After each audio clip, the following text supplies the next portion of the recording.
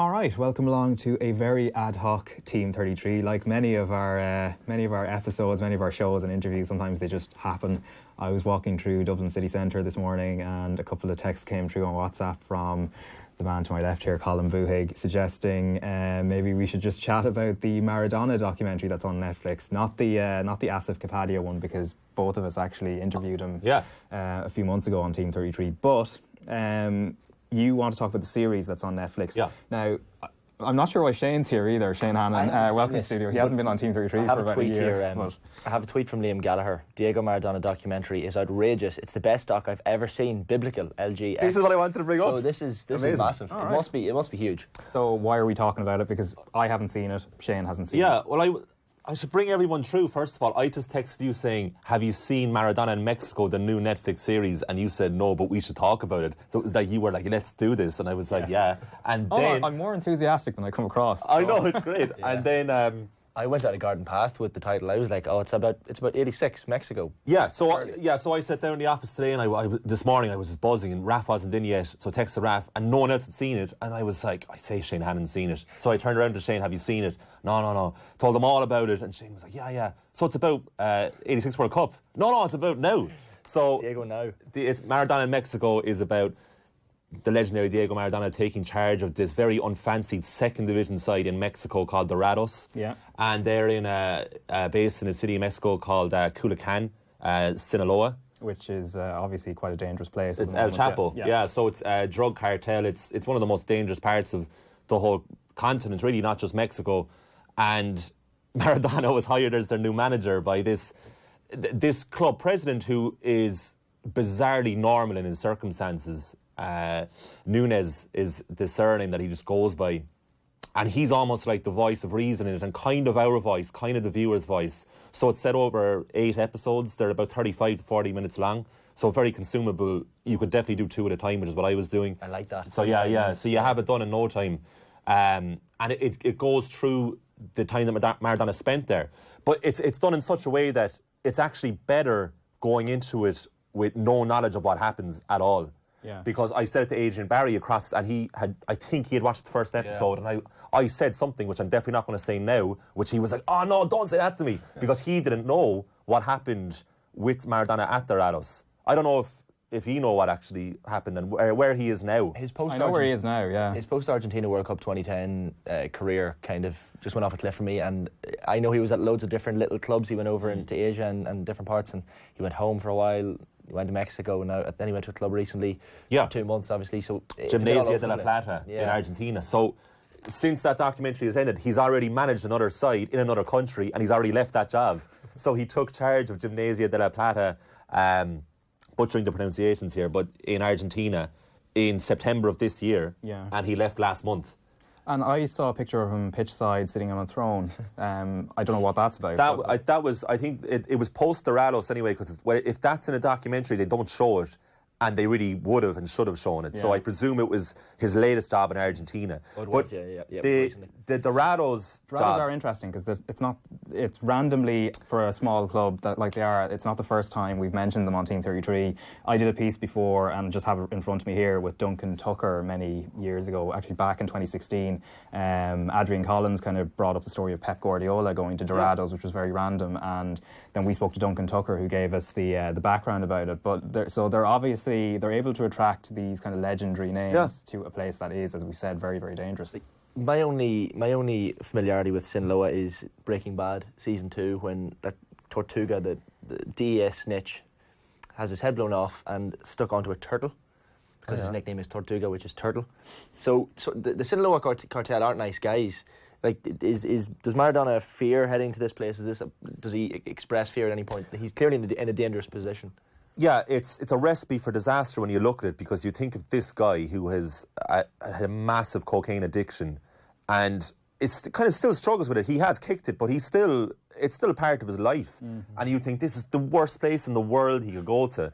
But what they do, it's directed by Angus McQueen, and what he does really well is what was Maradona's salvation as a player? It was Napoli, and it eventually ruined him with drugs in Naples, which is the Asif Kapadia documentary from earlier this year. That completely investigates that side of his life, and he would think the same thing would happen with Dorados. But Maradona's life wasn't great when he took this job in September 2018. So they just preoccupied his mind. So he saved them as much as they saved him because he needed something to do.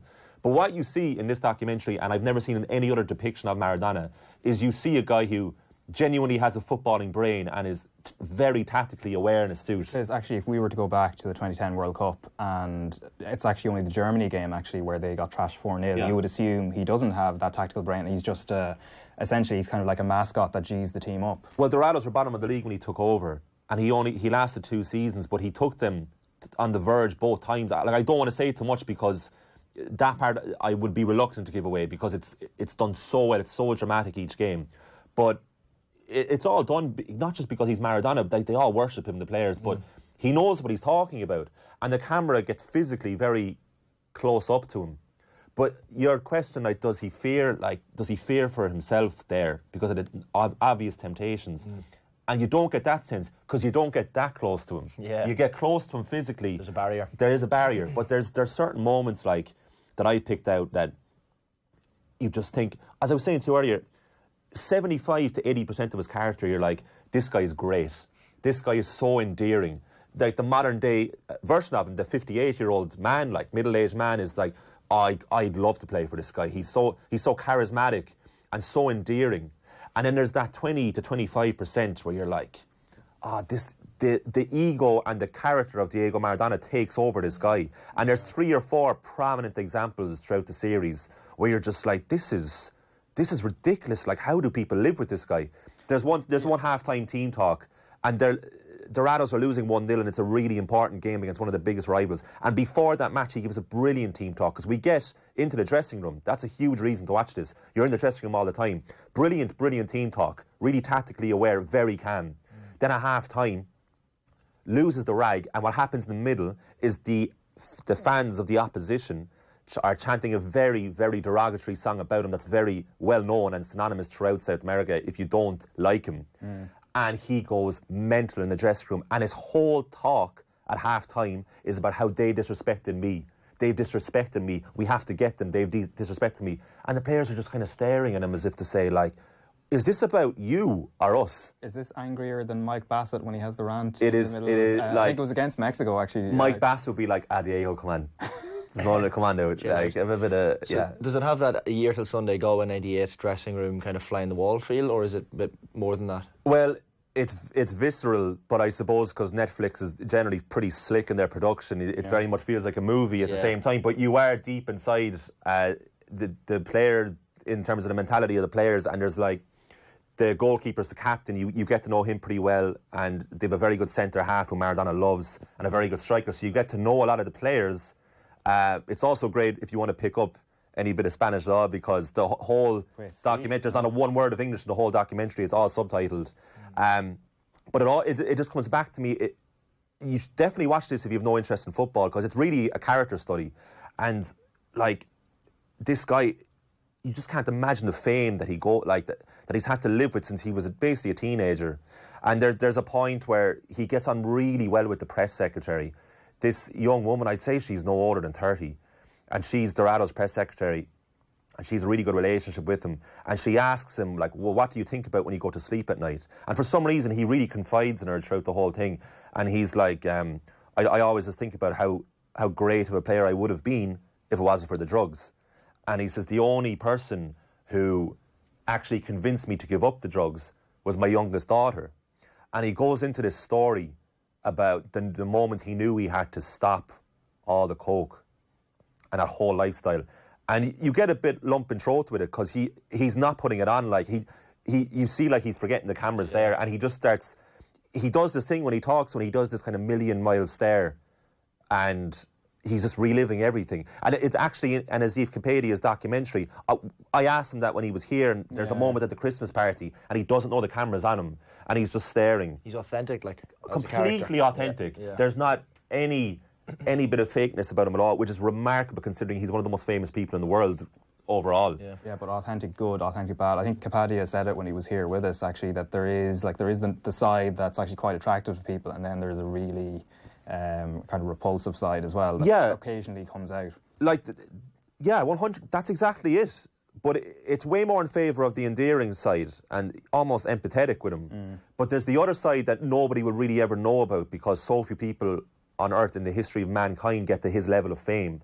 And the 25% of him that isn't so nice, it's that side, it's that part of life that nobody else can really relate to. So all you're doing is judging something that you couldn't possibly understand. And it gets to him, like, and personal abuse affects him, which it shouldn't. And you think he'd be used to it? You think he'd be completely used to it, and like he's achieved so much, and but he said the president quotes him at the end, and he says, you know, Diego has this problem that no matter how good he thinks he does, he'll always be reminded of all the bad things he's done in life, and he's very determined to say that I'm a good guy with flaws. Yeah, that's what I am, and he's really vulnerable, like and. It's like the title of the book by Jonathan Wilson, I think, Angels with Dirty Faces, which is about Argentinian football, and maybe he is an angel with a dirty face. I don't know if he's a good guy or not. See, I don't know. He, like, people who have done some of the things he has done, and obviously his personal life has been troubled and drug problems or whatever, people can empathise with him because he's guilty on himself. He's hard on himself. Really hard. Some people who maybe have done the things that he has done and haven't felt any emotion about it, you kind of can't really empathise with that. But at least with him, he's in touch with his emotions and honest about what he's really honest, probably to his detriment if he wants to be a manager, and he considers himself a really good manager because he's asked in a documentary, what's your managerial ambition, and he said it's to manage Argentina. Funnily enough, he doesn't say it again, because like we were saying 2010 World Cup, he kind of, as if to say, that's never happened to me, but he's like, I'd love to manage Argentina. I remember it was quite late in their qualifying campaign and has happened in the last few qualifying campaigns where they're close to actually not qualifying, and then in his time, I think it was a rescue mission, and he does get them there, as they always seem to scrape through, just with the convoluted nature of the big league that they do for qualifying in South America. And then they actually did well in that World Cup up until they met Germany, who were just... Well, that's it. I remember that. They were really brilliant. And he was the character that everyone loved from that World Cup. But there's one or two other things, too, that I definitely want to say to people before they watch it, is that, and I was saying to Shane earlier, is like, physically, this guy is so wrecked. And that's the only word I can describe it. His knees are constantly bloated and swollen. It's as if he had just sustained a really bad knee injury. And he has chronic arthritis and he needs constant physio. And I would describe his walking as waddling almost. He goes from side to side. 59 years of age as well. Yeah, and you think about, like, say, Paul McGrath, by his own admission as well, in terms of his knees. Like, he turned 60, I think it's today, actually. Yeah, it is, when we're recording it. And he has to, and like a lot of footballers that era, and probably the ones that are playing now, they'll probably come across the same problems, but physically they're going to be affected in some way, whether it's arthritis, knee issues, and even in terms of mobility in some cases.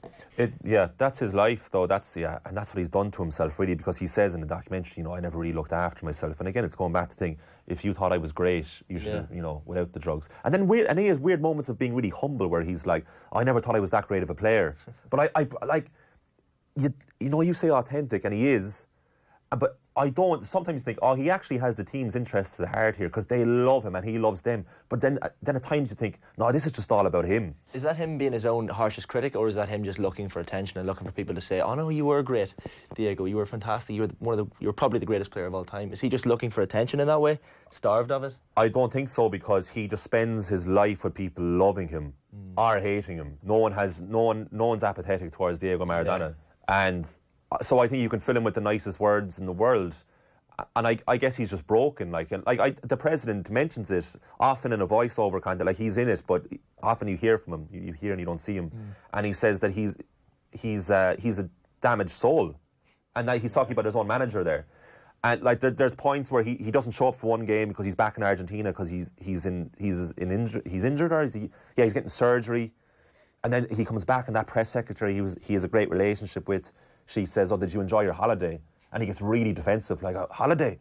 I had surgery. I wasn't on holiday. And she was like, no, I saw you on the beach with your daughter in the pictures. Like, oh, yeah, that was really good, yeah. Really? So he kind of definitely has this point to prove. There's one really mad scene as well where, obviously, his whole life is spent by either taking selfies or giving autographs.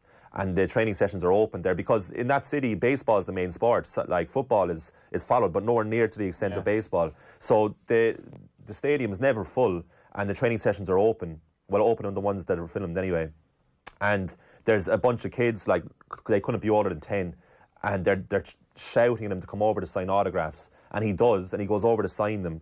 And then all he hears is, Diego, Diego, Diego. And he just stops and he says, if you keep on calling my name, I'm going to walk away. Really? It makes no difference to me.